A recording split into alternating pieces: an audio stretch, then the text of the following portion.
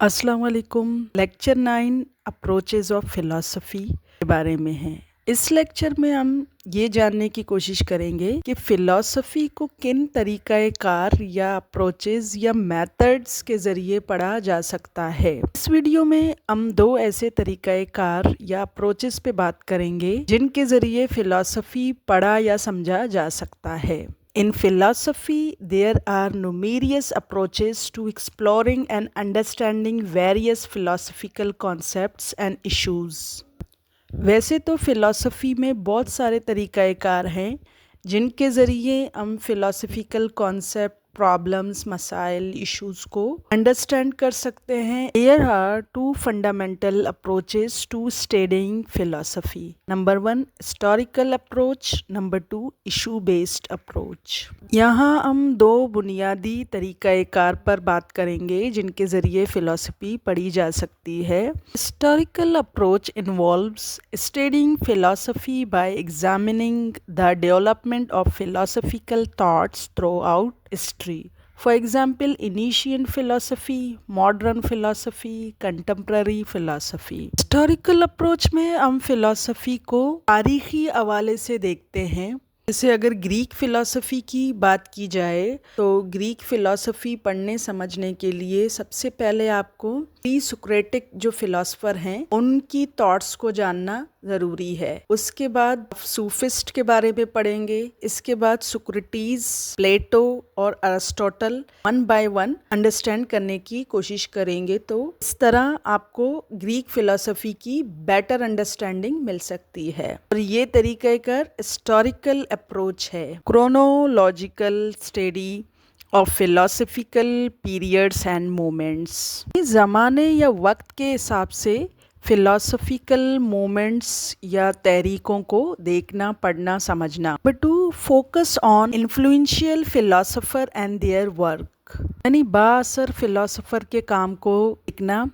जैसे अगर आप अरिस्टोटल को पढ़ना चाहते हैं तो उससे पहले आपको प्लेटो को पढ़ना लाजमी है। अरिस्टोटल अपने उस्ताद की फ़िलासफ़ी को तनकीद करने से ही स्टार्ट लेता है। Number 3, emphasise on understanding historical context and development of ideas. इस अप्रोच में आइडियाज़ की जो डेवलपमेंट है उसकी हिस्टोरिकल कॉन्टेक्स्ट पर जोर दिया जाता है। स्टेप बाय स्टेप चीज़ों को लेकर आगे बढ़ा जाए। The issue based approach involves studying philosophy by focusing on specific philosophical issues, problems और specific area of inquiry such as metaphysics, epistemology, ethics. इस अप्रोच में किसी एक प्रॉब्लम, इशू या स्पेसिफिक इंक्वायरी को लेकर आगे बढ़ते हैं और उसको ओवरऑल देखते हैं, मतलब उसी पर सारी इंक्वायरी करते हैं। जैसे अगर एथिक्स को आप समझ रहे हैं, एथिकल क्वेश्चन कौन से होते हैं, कौन से एरियाज़ हैं, क्यों पढ़ा जाता है और किस फिलोसफर ने क्या बात की है एथिक्स को लेकर। अगर क्रोनोलॉजिकल देखा जाए तो अरस्तू पहले का फिलोसफर है, इनिशियन ग्रीक फिलोसफर है और कांट मॉडर्न फिलोसफर है। मतलब इशू बेस्ड अप्रोच में इस तरह पढ़ सकते हैं कि कांट की कैटेगोरिकल इम्पेरेटिव को पहले पढ़ लिया और अरिस्टोटल के वर्च्यू एथिक्स को बाद में पढ़ लिया। उसमें इस चीज़ पर फोकस नहीं होता पहले कौन सा फिलासफर है, बल्कि उस इशू पर, एथिक्स के इशू पर किसने क्या बात की है और कितनी इम्पोर्टेंट बात की है उसको ज़्यादा अहमियत दी जाती है। इशू बेस्ड अप्रोच के की फीचर्स हैं। Number 1, focus on specific philosophical issue और प्रॉब्लम। इसमें किसी एक मखसूस मसले को देखा जाता है। जैसे एथिक्स एक मखसूस प्रॉब्लम है, examination of multiple perspectives and argument. फिर एथिक्स पर जो डिफरेंट पर्सपेक्टिव हैं, आर्गुमेंट हैं, उनको देखा जाता है कि किस फिलोसफर ने एथिक्स के बारे में क्या बात की है। Number 3, emphasize on critical thinking and evolution of philosophical position। यानी अगर एथिक्स को देख रहे हैं तो उसको क्रिटिकली इवोल्यूट करते हैं। क्रिटिकल इवोल्यूट करने का मतलब है उसको हर पर्सपेक्टिव से समझने की कोशिश करेंगे। Allow for